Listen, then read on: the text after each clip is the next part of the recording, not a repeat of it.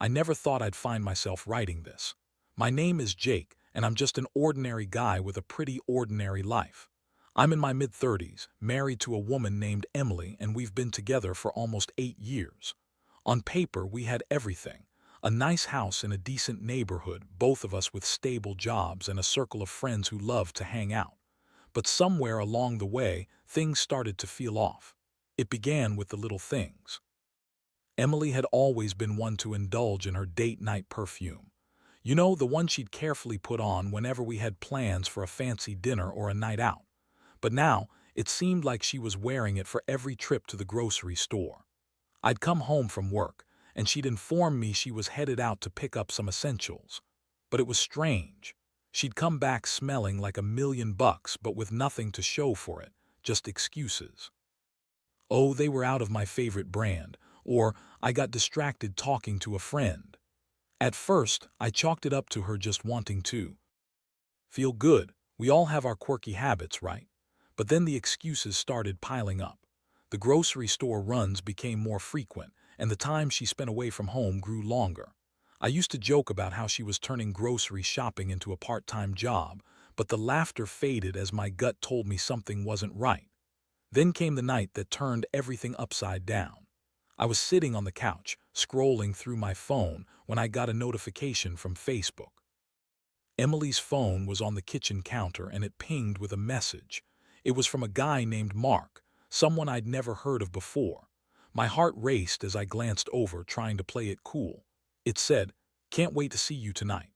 My mind went into overdrive. I didn't have solid proof yet, but I couldn't ignore the red flags waving in my face. A knot formed in my stomach as I realized I had to confront her. When she came back home with nothing but another empty excuse about a long line at the store, I knew this was it. I needed answers. I confronted her right then and there. Emily, who's Mark? The look on her face was a mix of surprise and annoyance, like I had just interrupted her favorite show. She brushed it off, saying it was just a coworker wanting to discuss a project. I pressed further, and that's when the lies started pouring out. She insisted that I was overreacting, that I was being paranoid, and that I had no reason to doubt her. But I did doubt her, and as the night went on, I could feel the walls of our marriage crumbling. The anger was boiling inside me, but it was mixed with a deep sadness that I couldn't fully process. I loved this woman. We had built a life together, yet here she was, lying through her teeth. I felt like I was standing on the edge of a cliff, and all it would take was one push to send me tumbling down. As the days went by, I couldn't shake the feeling that I was in a waking nightmare. My world was shattered, and the emotional impact hit me hard. Each lie felt like a stab to the heart, and I was left feeling betrayed and lost. I started questioning everything, every moment we had shared, every laugh we had, every late-night conversation. Were they all a facade? I tried to hold it together, but every time I saw her spritz that perfume, it was like a dagger to my chest. I found myself spiraling into a pit of despair, replaying our last few months in my head, trying to piece together the puzzle of her betrayal. I knew I had to make a decision, but I had no idea what that would look like. If only I had known that the coming days would push me even further into a storm of emotions, where anger and sadness would collide. I was about to embark on a journey I never imagined I would take, one that would lead me to a resolution I had to find for myself and for our marriage. But first, I had to understand what I was dealing with.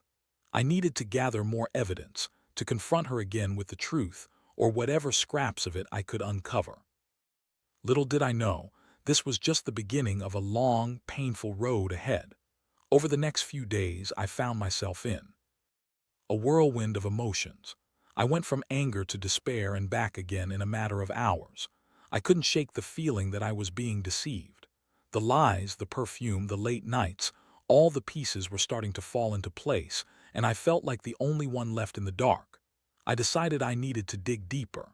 I went through Emily's things while she was at work, and I know that might sound sneaky or invasive, but at this point I was desperate.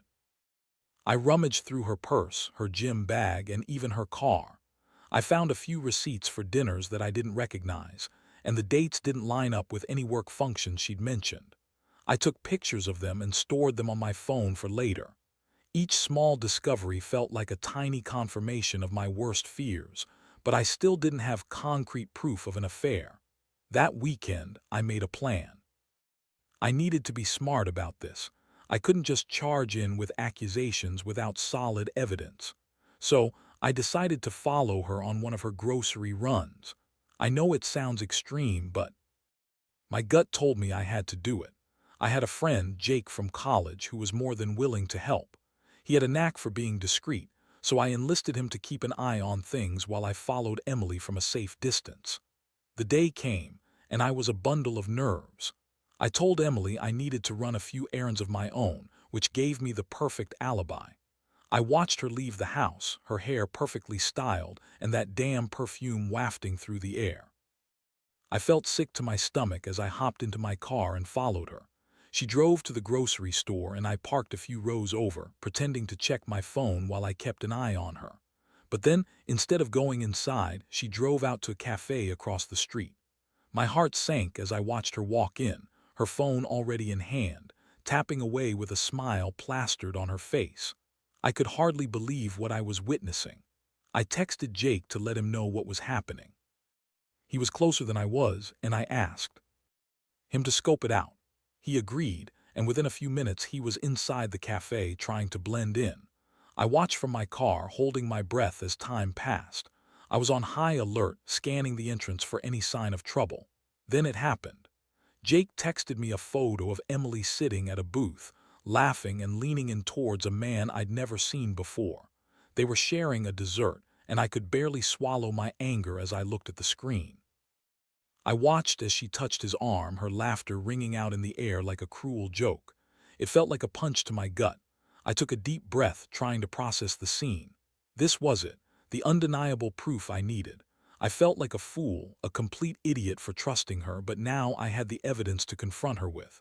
I had to gather myself before I confronted her again, and I had to make it count. After what felt like an eternity, I drove home, my mind racing. I wanted to scream, to cry, to throw something against the wall, but most of all I felt a cold determination wash over me. I would confront her, and this time there would be no escaping the truth. When Emily finally returned, I was waiting for her in the living room, the tension in the air thick enough to cut with a knife. She walked in, her usual bubbly demeanor fading the instant she saw the look on my face. "Jake, what's wrong?" she asked, her voice a mix of concern and confusion. "Sit down, Emily. We need to talk," I said, trying to keep my voice steady. She looked at me, her eyes narrowing as she took a seat on the couch. "Is this about the groceries again?" she said, rolling her eyes like I was being ridiculous. "No, it's about you and Mark," I said, my heart racing as I dropped the bombshell. I pulled out my phone, showing her the picture Jake had sent me. The color drained from her face as she looked at it, and for a moment I thought she might burst into tears. "Jake, I can explain," she stammered, but I could see the panic in her eyes. "Explain what?" "How you've been lying to me. How you've been cheating on me." I shot back, my voice raising with each word. "This isn't just some misunderstanding, Emily. You've been seeing someone else." She opened her mouth to speak, but no words came out. I could see her mind racing as she scrambled to come up with an excuse, but it was too late. The truth was out, and I wasn't going to let her weasel her way out of this one. I didn't expect to feel so powerful in that moment, but the rage I felt was empowering. There was a clarity that came with confronting the betrayal head-on, and I wasn't going to back down. I was ready for whatever she had to say, but deep down, I knew that nothing could change the reality of what she had done. As the confrontation unfolded, I felt a mix of anger and sadness wash over me. I realized I was standing at a crossroads, and the decision I made next would shape the future of our marriage. Would I fight for us, or was it time to walk away? I knew I had to brace myself for the emotional storm ahead, and the deeper impact of her betrayal was yet to come. Emily's facial expression shifted rapidly as she processed my accusation. One moment she looked shocked, the next it morphed into something almost defensive. "Jake, you don't understand," she started, her voice rising, but I held up my hand to stop her. "No, Emily, I think I understand perfectly well," I said, feeling a surge of anger. "You've been lying to me for months. I've seen the evidence and I'm done playing games. Who is this guy? Why are you doing this?" she stammered, her eyes darting around the room as if searching for an escape from the situation. I didn't mean for it to happen, she finally said, her voice shaky. Mark is just a friend from work. We were just talking. I never meant to hurt you. I scoffed at her pathetic excuse. You expect me to believe that? You think I'm that naive?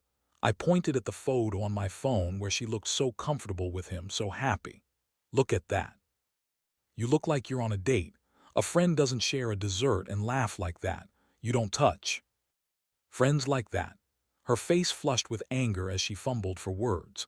You don't know the whole story. Things have been tough between us and I just needed someone to talk to. I thought you'd understand. Tough, I thought. What about the tough times we'd made it through together? This was a betrayal that I never saw coming. My heart felt heavy and a cold chill ran through me.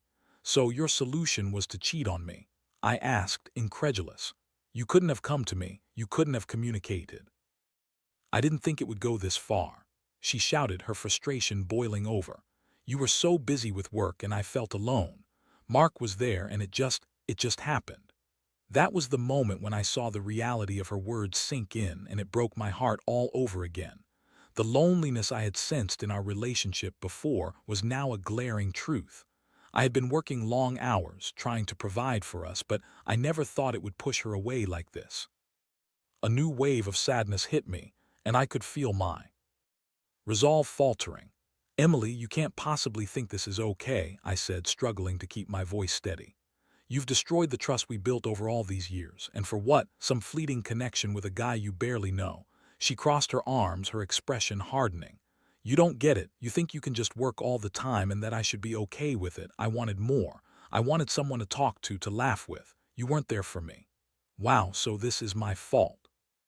I bit back, incredulous. You chose to betray me. You chose to lie. It's not my fault you decided to handle things this way. Did you really think I wouldn't notice? Did you think it would just go away? Emily's eyes filled with tears, but I wasn't about to let her manipulate my emotions. This isn't about me, Emily. It's about you and your choices. You picked him. You chose to put your hands on him instead of talking to your husband. She opened her mouth to argue again, but I cut her off. No. No more excuses. You can't keep talking over the truth. This is where we're at now. I pointed to the photo again. You need to decide what you want. Do you want to stay married to me or do you want to be with him? Silence enveloped the room and I could see the wheels turning in her mind. I wasn't sure if she would pick me or if she'd choose to continue this affair. I waited, my heart pounding as the seconds felt like hours. Finally, she seemed to deflate, as if the weight of the situation was too much for her to bear. I don't know, she said, her voice barely above a whisper. I didn't mean for any of this to happen. I care about you, but I like Mark too, and I don't know what I want right now. Her indecision made me sick. You don't know what you want. You're either with me or you're not. It's not that complicated. You can't have both. I know, she cried, tears streaming down her face. I just feel so lost. I never wanted to hurt you. And yet here we are, I replied, struggling to hide the pain in my voice. I had hoped for a clear response, but the reality was that she was still conflicted. I felt like I was standing on the edge of a cliff, and I wasn't sure whether to jump or hold on for dear life. The room was heavy with tension, and I didn't know how to move forward. My heart ached for the time we had shared, but I couldn't ignore the betrayal. I began to consider the long-term consequences. Could I ever trust her again? Would I be able to forgive her? I need time to think, I finally said, my voice steady but filled with pain. You need to figure out what you want too, but know this, Emily, I won't be your second choice. If you want to be with him, I'll let you go. I deserve better. With that, I turned and walked away, leaving her in the living room, her sobs echoing behind me. I didn't know if I'd made the right decision, but I felt like I had to reclaim my power.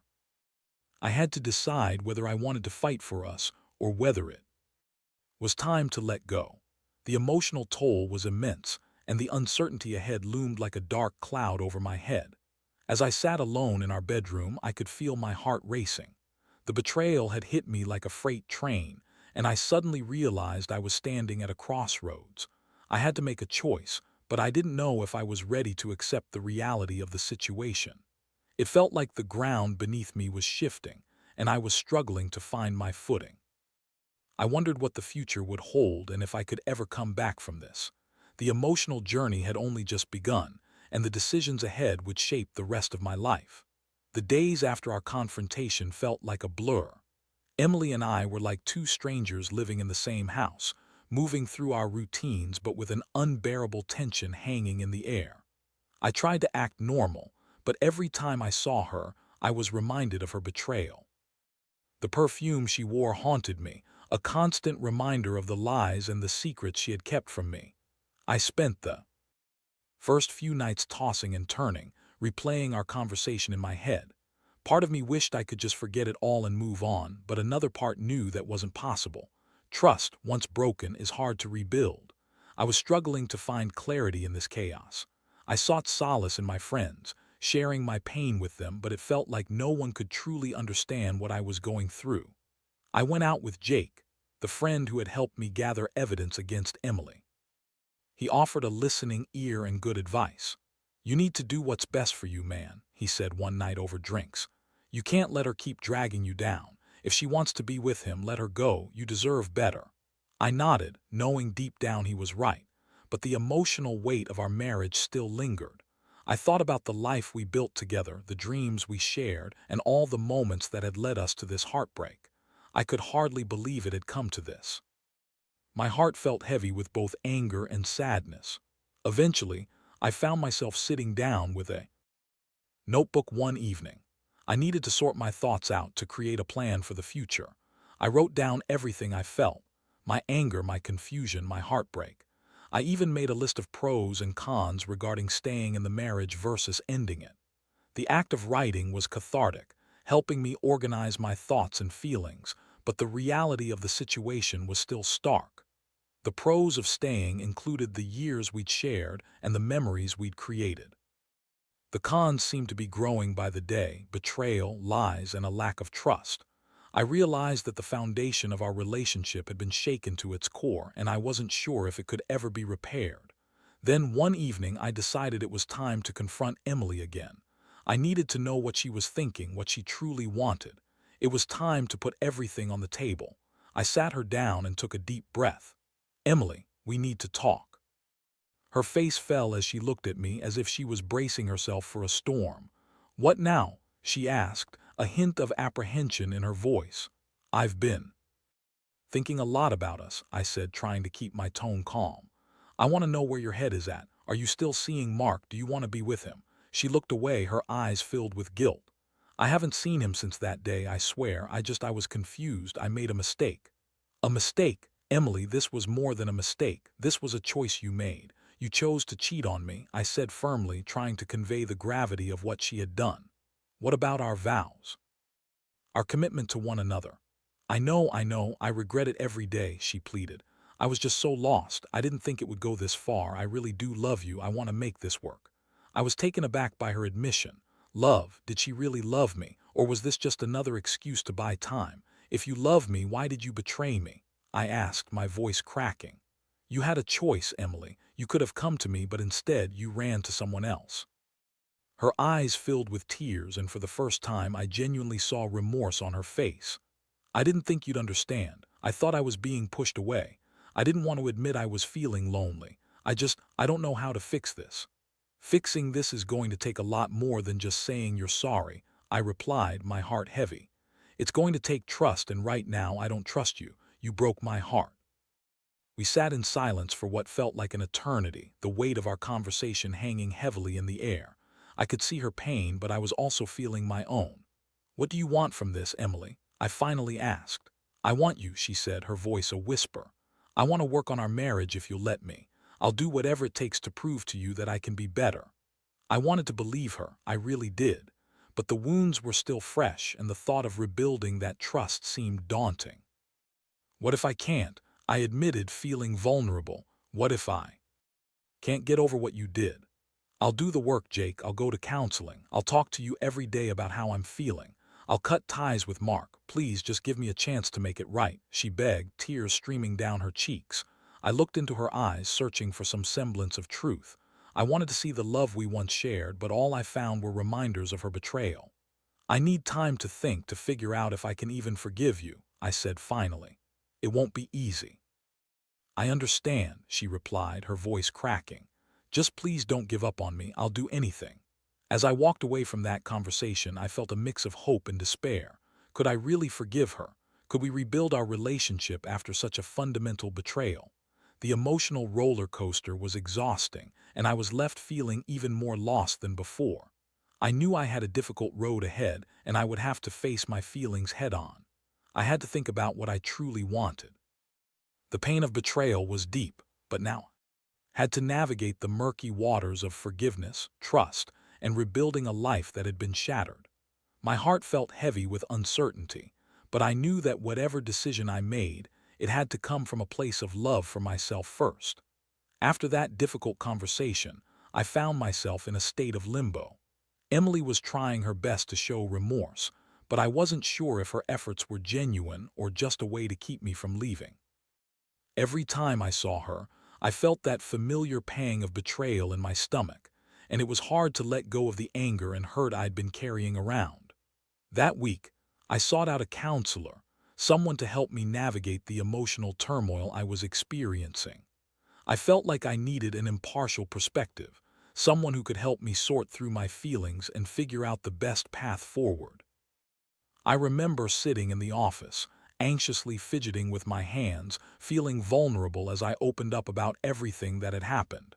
"Jake," the counselor said gently, "it's understandable that you're feeling conflicted. Trust has been broken, and it's okay to take the time you need to decide what's best for you." I nodded, feeling validated. It was comforting to know that I didn't have to rush into a decision. "But I still love her," I admitted, feeling the weight of those words.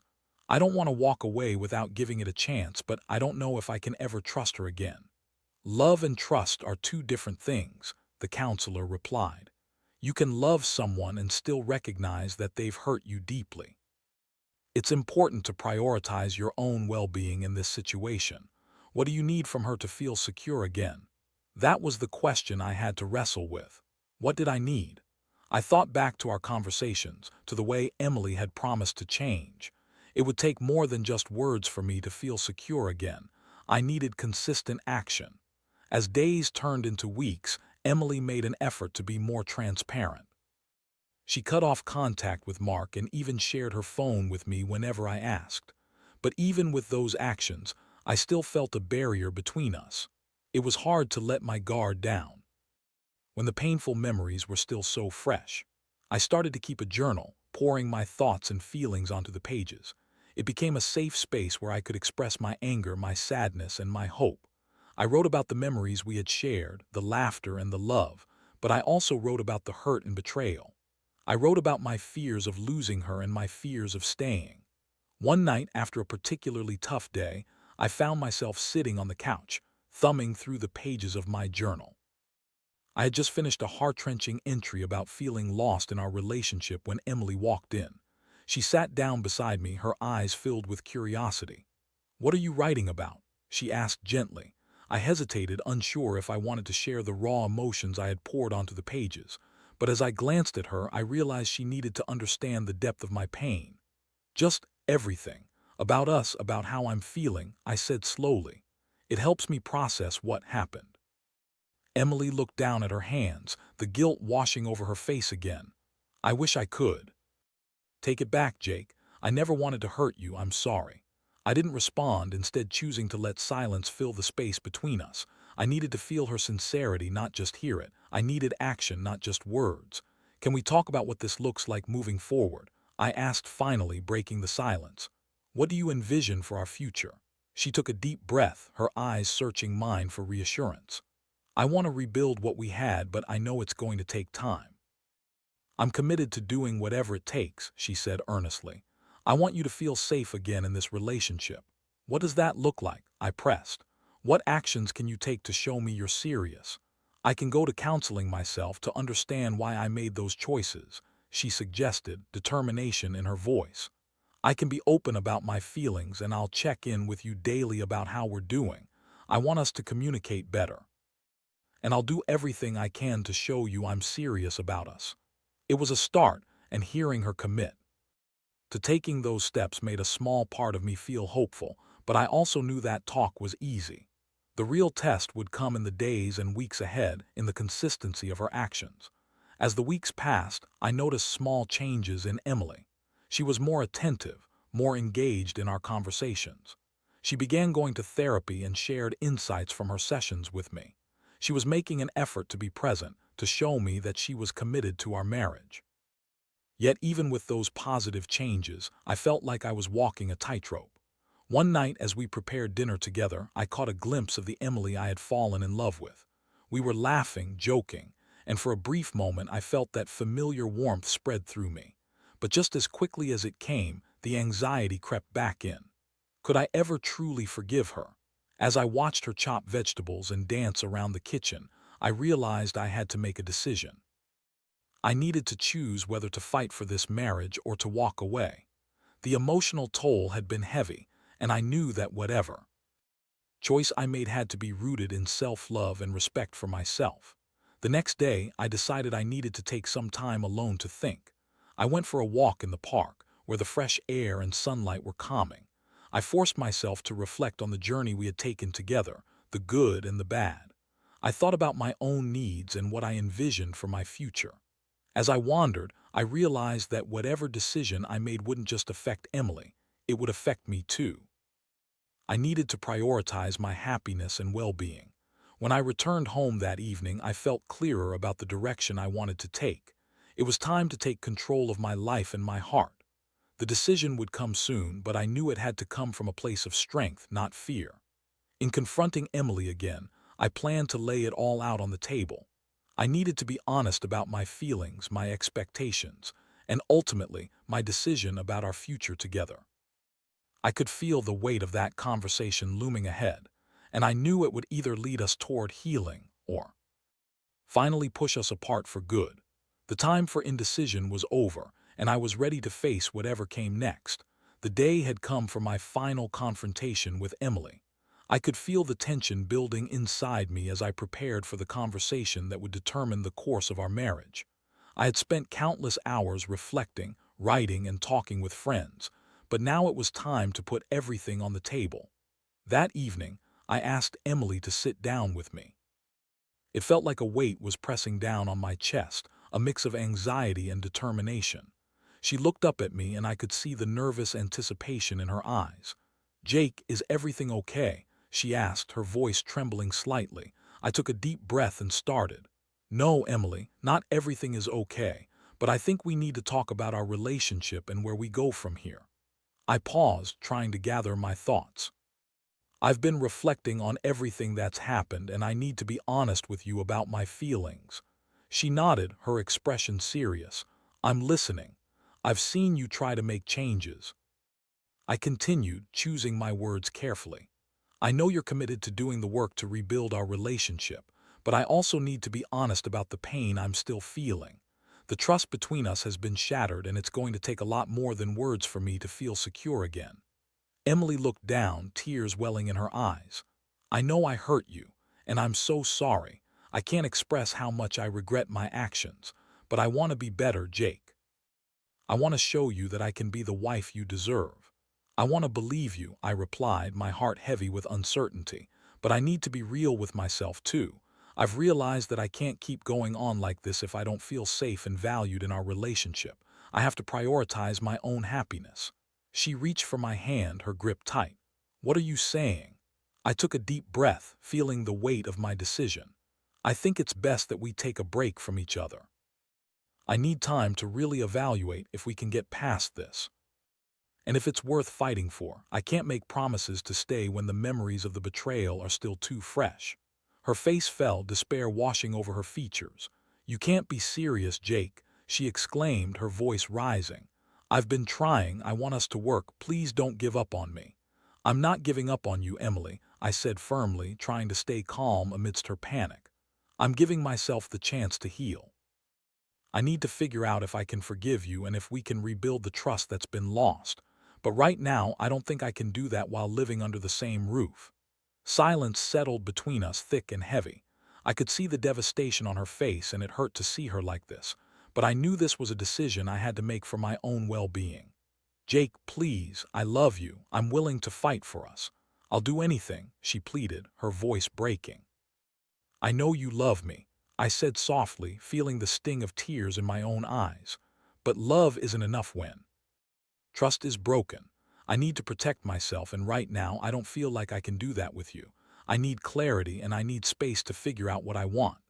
Her sobs echoed in the quiet room, and I felt terrible for causing her pain. But I also felt a sense of relief wash over me as I finally voiced my truth. I think we need to take some time apart to reflect and to heal. Maybe this will give us both the clarity we need.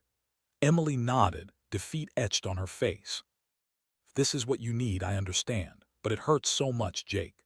It hurts me too, I replied, my voice shaking. But I believe this is the best decision for both of us right now. As I stood up to leave the room, I felt a mix of sorrow and liberation. I hadn't wanted to end things, but I knew I had to prioritize my own emotional health. I needed space to heal from the betrayal and to think about what I truly wanted from my life and my relationship. In the days that followed, moved into a small apartment nearby.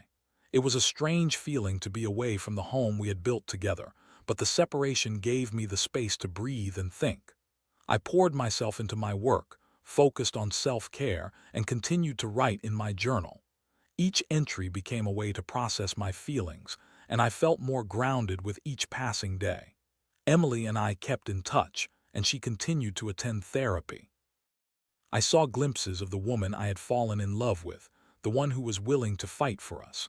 But I also knew that it would take time for me to rebuild that trust. Months passed, and I took the time to reflect on what I truly wanted. I missed her, but I also understood that healing takes time. I wanted to see if we could rebuild our relationship from a place of honesty and vulnerability, but I wasn't ready to jump back in without knowing for sure. Eventually, we agreed to meet and have an open conversation about our future. I was surprised at how much I felt ready to listen and share. We talked about our fears, our dreams, and the possibility of rebuilding our relationship.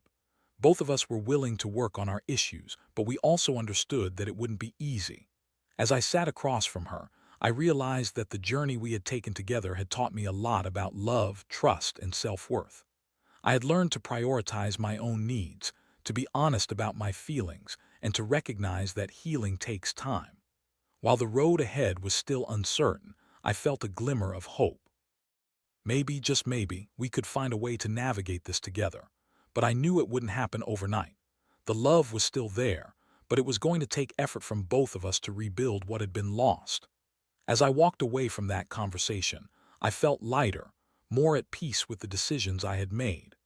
I knew I was ready to face whatever came next, and I was finally beginning to believe that I could find happiness again, whether that was with Emily or on my own.